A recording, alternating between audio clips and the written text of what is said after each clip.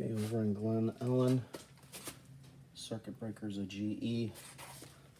Looks like he's got a double 35 in there.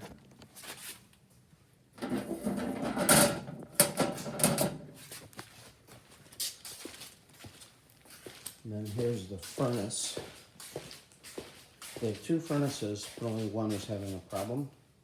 And it's the one, when you're facing the back, it's the one on the left.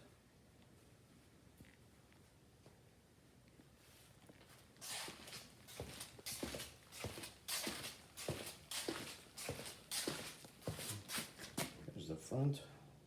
Filters 2025-1, 18-inch cased coil.